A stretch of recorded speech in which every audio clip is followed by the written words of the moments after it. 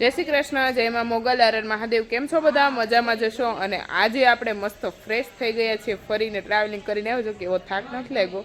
मोगल मेर आपणे मस्त हेल्दी रह्या, नकर थोड़ीक बीक हती भाई तबियत ट्रावेल बहु लांबू कर्युं छे खराब न थाय। पण आपणे मस्त ट्रावेलिंगमां अने 5 जणा हता, बहु मजा आवी। अने आपणे जो आज मीनाक्षी दीदी बनावी रही छे मस्त भजिया, अने कया बनावे छे ने आपणे तमने आगळ बतावशुं। अने आज आपणे भजिया खावाना छे गाइस, અને એ પણ પટ્ટીમાં કયા બનાવે ને એમાંય ઘણા પ્રકાર આવે, એ દીદી બનાવે, એ આપણે મસ્ત ખાવાના છે। તો કન્ટિન્યુ રહેજો આપણા વ્લોગ વિડીયોની અંદર। છે ભજીયા, તો એની ફૂલ તૈયારી થઈ રહી છે અને ઘણા દિવસ પછી આપણા વડીલ એવા મીનાક્ષીજી વ્લોગ વિડીયોમાં થશે। જો ગાઈસ वहां पर बन रहे हमारे भजूडी। जय श्री कृष्ण बधाने। અને આજે આપણે બનાવવાની છે રસોઈ, કારણ કે અમુક માણસો બે રખડી રખડી થાકી ગયા, એટલે આવીને આરામ કરી કરીને હવે થાકી ગયા। અરે યાર આ વખતે પહેલી ટ્રીપ આપણી એવી છે કે જેમાં મેં આવીને આરામ નથી કર્યો। પહેલી ટ્રીપ એવી છે અને એવા માણસોની વચ્ચે આપણે રહેવાનું છે।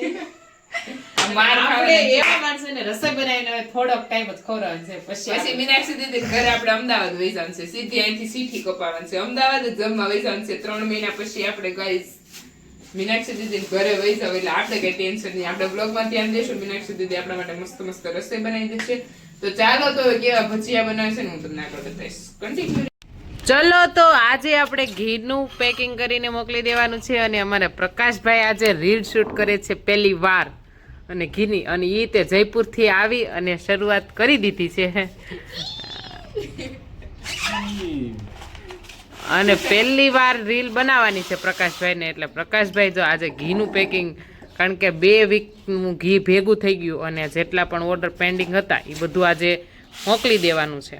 અને પ્રકાશભાઈના જે લોકો બિગ ફેન હોય ને, આપણે બધા કોમેન્ટ કરતા કે અમને પ્રકાશભાઈના વ્લોગ બહુ ગમે છે, તો આપણે પ્રકાશભાઈની પણ ચેનલ ચાલુ થઈ ગઈ છે, પ્રકાશ આહિર વ્લોગ્સ। એવું આપણે ડિસ્ક્રિપ્શનમાં નાખી દઈએ, એટલે તમે ત્યાંથી જઈને પ્રકાશભાઈની ચેનલમાં ક્યારેક આટો મારજો અને જોજો અમારા ભાઈના ખેલ અને આવું કઈક કામકાજ ચાલે છે। અને પ્રકાશભાઈ થર્મોકોલ આપી દો હિરલબેન।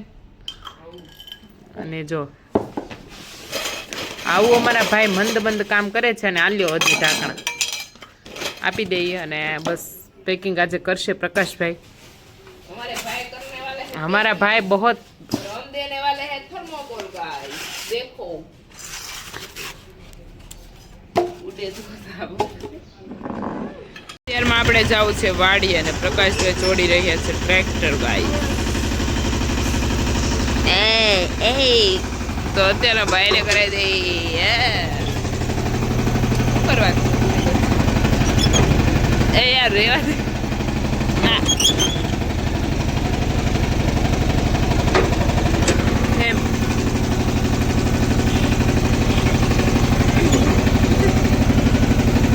કેમ હલતી ને? हाँ वाह। अबे अब क्या करना चाहिए वो मुझे नहीं पता है यार। थैंक यू भाई, હું પાટો મારવાનો હાલ। અતે એમ જ હોય રેમેડ કોને રેડી છે હો, એ હવા નહીં।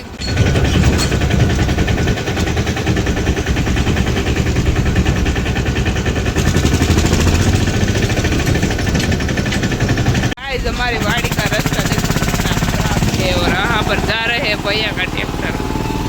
तो અત્યારમાં આપણી વાડીનો રસ્તો બહુ ખરાબ છે, એટલે ટ્રેક્ટર લઈને જ જવું પડે। તો આવી રીતના ટબડા લઈ અને દૂધ લેવા માટે। તો અત્યારમાં જો આપણે પહોંચી ગયા છીએ વાડીમાં ફાઇનલી, અને ભાઈ ટ્રેક્ટર ચલાવી જાય છે અને સિંગ કંઈક આપણી આવી છે, અને અહીંયા છે આપણી ગાય મહેંદીની વાડ। ચાલુ થાય છે આપણો કપાસ, અને આપણો કપાસ કંઈક આવો છે અત્યારે મોટો થઈ ગયો ગાઈસ। અને આ રસ્તા એ બહુ હેરાન થાય એવો રસ્તો જો તમે। અને આવી ગઈ છે આપણી ગૌશાળાએ પહોંચવા આવ્યા, અને બધી ગાયો વાવ બધી બહાર બાંધેલી છે। એટલે આપણે ગૌશાળામાં આવી ગયા છીએ। આપણી ગાયો જો અહીંયા બધી અંદર શેડમાં બાંધેલી હોય તો આપણે છે ને અંધારું આવે એટલે બ્લર થોડીક લાગે, અને આપણી ગાયો તમને સરખી દેખાય નહીં। તો આજે જો આપણે બધી ગાયો બહાર બાંધેલી છે પ્રકૃતિના ખોળે લીમડાની નીચે। અને જો આપણે બધી ગાય, અને આ ગાય આપણી નવી છે, એનું નામકરણ નથી કર્યું, એનું નામકરણ છે આપણે કરવાનું છે। અને જે ગણેશ ચતુર્થીના દિવસે લાવ્યા છે. એ ગાયનું નામ આપણે રિદ્ધિ સિદ્ધિ રાખ્યું છે. અત્યારમાં આપણે બધી ગાયો બાંધેલી છે, બધી ખંજવાળવા માટે જોવો તમે. ગામડામાં ટ્રેક્ટર તો અમારે છે, પણ મોટા પપ્પા આજ તક હજી બળદથી ખેતી કરે છે. અને જો અત્યારમાં ખાતર વાવવાનું કામ ચાલુ છે, તો મોટા પપ્પા વાવી રહ્યા છે કપાસમાં ખાતર.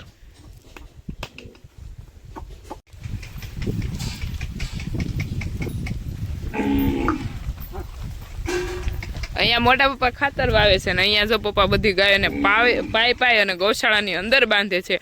અને અત્યારે જો આપણી ગાયો બધી બહાર બાંધેલી છે અને ધીમે ધીમે હવે મમ્મી મિલ્કિંગનો સમય થઈ ગયો. મમ્મી જય શ્રી કૃષ્ણ.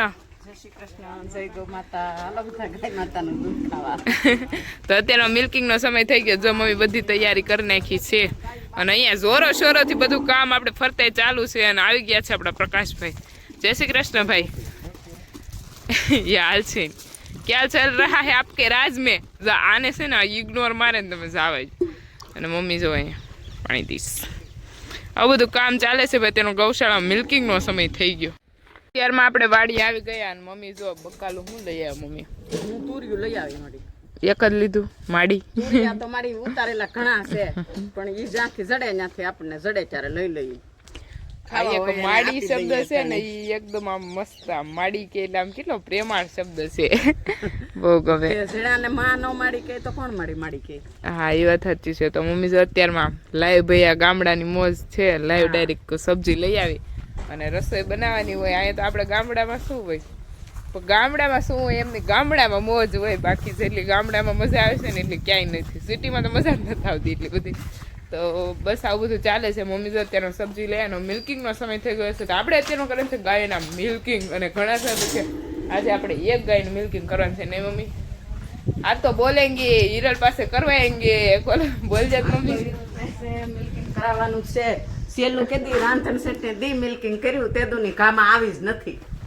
એટલે મિલ્કિંગ તો આજ તારે એક ગાયનું કરવું જ જોહે. તો ગમે ના ના કરાવવા લાગે. તારી હાટુ તુરિયા કેવડા તોડીને રેખા મોટા જબર. ઓહો. તો મમ્મી જો આપણે તો આવો હિરલ દીદીની વાડીએ. ઓહો હિરલ દીદીની નહીં, મારી વાડી કહેવાય. તમારી અત્યારે હિરલ દીદી તું જો અત્યારે હવે તો ઉતારે પોગતા નથી એટલા તુરિયા છે અમારી ભાઈ. તમારે અમારી વાડીની સબ્જી ખાવી તો પોગી જાવ. ઓર્ગેનિક. હા લાવ તોડીને જ દેવાની. હા નવી ગાય લીધી ને એનું મિલ્કિંગ આજ કરાવવાનું છે. મમ્મી કા નહીં મમ્મી આજે મારે આનું મિલ્કિંગ કરવાનું છે ને. આજ તારે આનું કરવાનું છે. સટને દી એક ગાયનું મિલ્કિંગ કરીને ગઈ હાથમાં આવી જ નથી. એટલે આજ તારો વારો છે. તો આજે જ આ ગાયનું મિલ્કિંગ કરાવવાનું છે. પહેલી વખત આપણે આ ગાયનું મિલ્કિંગ કરશું, કેમ કે આપણા નવા મેમ્બર છે.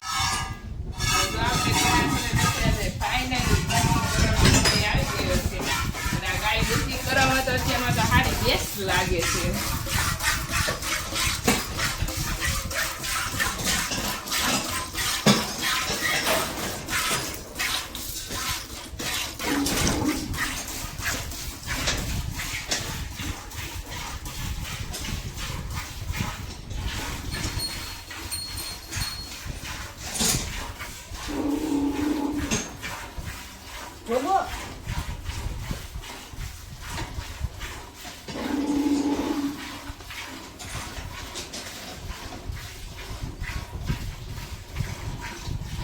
કાવો થઈ ગયો છે. અને અત્યારમાં આપણે આવી ગઈ છે સીપડા ખાવા. સીપડા 2-3 તો ખાઈ લીધા છે કુણા મસ્ત. અને અત્યારમાં જો આપણે મિલ્કિંગ કરીને ડાયરેક્ટ અહીંયા આવી ગયા હતા.